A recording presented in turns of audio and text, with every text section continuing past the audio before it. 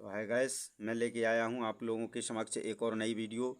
वह वीडियो है आपके सेंटर आइडिया के माध्यम से, जो कि हर एग्जामिनेशन में लिखने का बड़ा ही अंदाज़ा होता है। इस अंदाजे से हम आप लोगों के समक्ष यह वीडियो प्रस्तुत करते हैं ताकि आप लोग एग्जामिनेशन में लिखने के लिए बड़े ही अच्छी तरीके। उम्मीद है कि आप लोग इस वीडियो को पूर्ण रूप से अंत तक देखेंगे और सब्सक्राइब करेंगे, बेल आइकन करेंगे। बेल आइकन दबा करके आप लोग लाइक कमेंट ज़रूर करें, ताकि बेल आइकन भी दबाएं साथ में, ताकि हर प्रकार की नोटिफिकेशन आप तक मौजूद रहे और तत्पर पहुंचती रहे। इस प्रकार मैं अब आपके समक्ष लेके आया हूं इस वीडियो के माध्यम से सेंटर आइडिया। तो देखते हैं इस प्रकार हमको पहले सर्वप्रथम क्या करना है। जिस प्रकार पहले नंबर हम लोग हेडिंग डालते हैं, तो डालेंगे पहले माई मदर।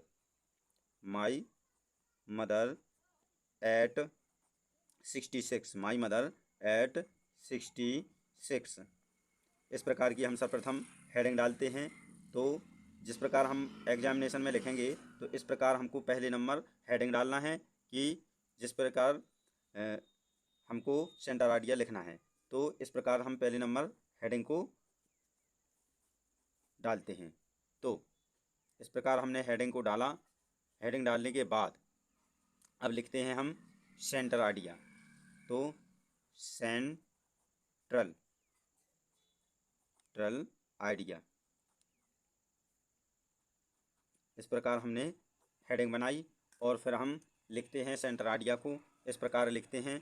तो देखिए सब लोग बड़े ही अच्छी तरीके से लिखने का अंदाज़ा मैं आपको बताने की कोशिश कर रहा हूँ।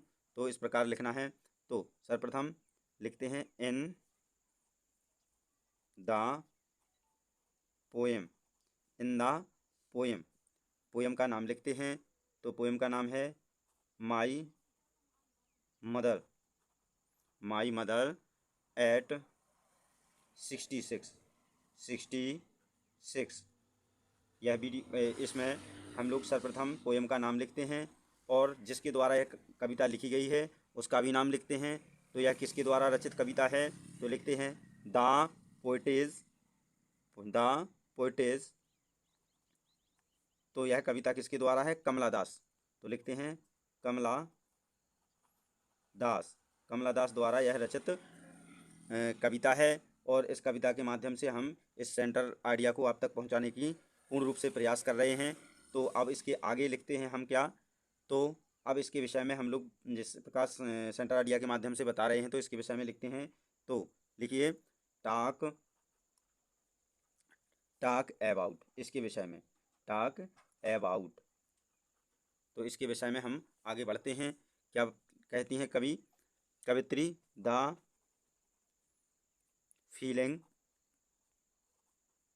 Feelings of loneliness.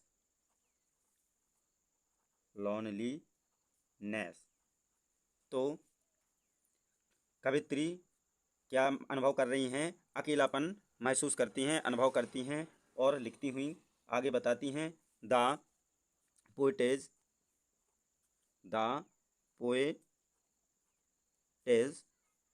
तो कवित्री हमको बताती हैं कैप्चर्स द रियलिटी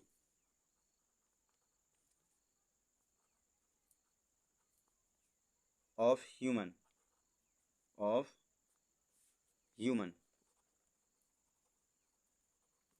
तो कवित्री हमको उस के बारे में बताती हैं जिस प्रकार वह अनुभव करती हुई कहती हैं कि हमको उस व्यक्तित्व के बारे में बताती हैं। हम अकेलापन महसूस करते हैं, जिस प्रकार उनकी माता वृद्ध हो चुकी थी, इसका वर्णन करती हुई वह निराश होती हुई हैं। तो और क्या बताती हैं, अपने रिलेशनशिप के बारे में, अपने संबंध के बारे में क्या स्थापित करती हैं कि उनका जो संबंध है उस संबंध से स्थापित करती हैं। तो क्या आगे बढ़ती हुई बताती हैं रियलिटी ऑफ ह्यूमन रिलेशनशिप। तो relationship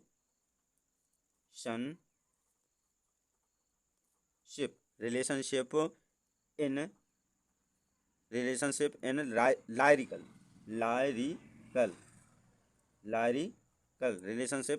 लाइरिकल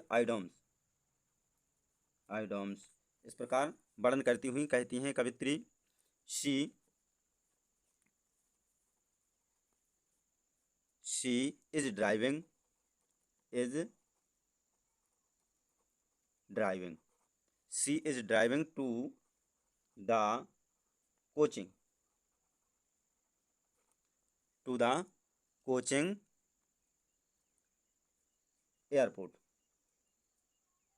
to the coaching airport. तो कवित्री क्या कहती हैं? She is driving to the coaching airport. तो वह गाड़ी से बैठ करके अपनी कोचिंग के लिए जा रही थी। और क्या बताती हैं किसके साथ जा रही थी? तो कवित्री हमको बताती हैं विथ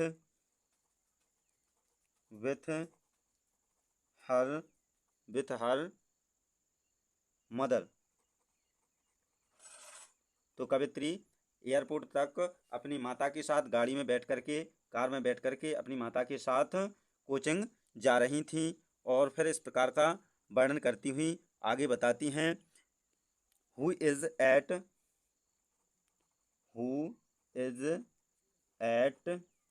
66। तो वह सोचती हुई जाती हैं, कहती हैं कि उनकी उम्र 60 वर्ष की हो गई है। तो उनकी उम्र 60 वर्ष की हो गई है। किसकी? Her mother,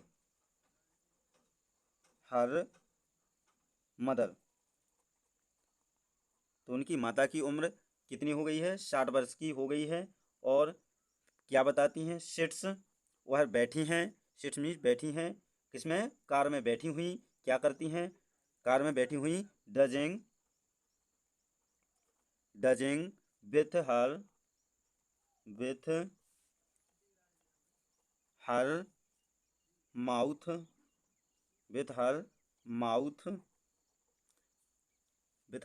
open.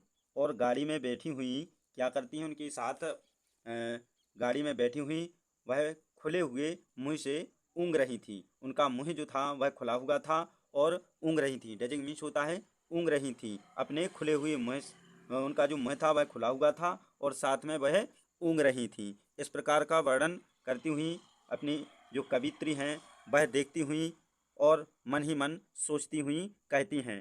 तो आगे क्या बताती हैं कवित्री? द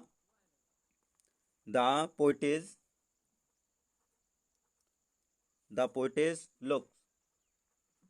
तो कवित्री ने देखा, लुक्स मीन्स देखा, कवित्री ने देखा आउटसाइड कवित्री ने बाहर देखा। तो कवित्री ने क्या देखा बाहर? कवित्री बाहर देखती हैं और क्या बताती हैं? The tree. तो कवित्री ने बाहर देखा, क्या देखा? The tree seems to be. तो उन्होंने क्या देखा? पेड़ों को देखा। वह किस प्रकार का देखा? सीम्स टू बी रेसिंग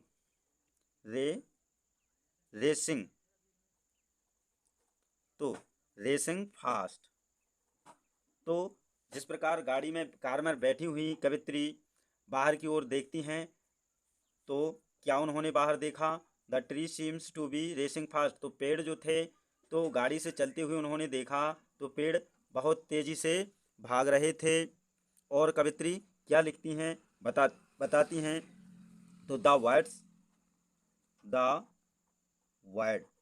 तो अपने शब्दों में कहती हैं, क्या कहती हैं? आउटसाइड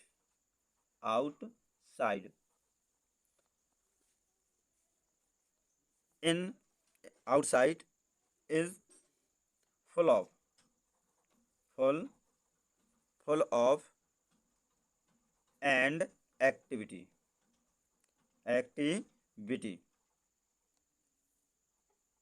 तो वह जिस प्रकार बाहर की ओर देखती हैं, तो उन शब्दों से अपने जो शब्द हैं वह पूरी तरह से स्पष्ट नहीं कर पाती हैं, उस भाव को वह प्रकट नहीं कर पाती हैं।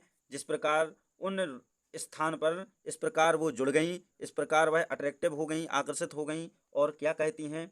इट कॉन्ट्रेस्ट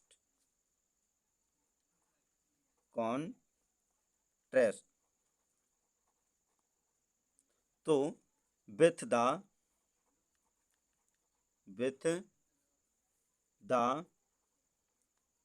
पेल। तो और क्या बयान करती हैं, व्याख्या करती हुई कवित्री जो हैं वह व्याख्या करती हैं इस प्रकार की कि जो उनकी माँ हैं तो उनका माँ का जो चेहरा है इस प्रकार का भद्दा सा पड़ गया है कि मानो उसकी कोई तुलना ना कर सके। इस प्रकार की कवि वर्णन करती हुई बड़े ही शोक में बैठी हुई कवित्री सोचती हैं। तो एंड और एक और उनके लिए बड़ा ही दर्द होता है। एंड एक फेस ऑफ द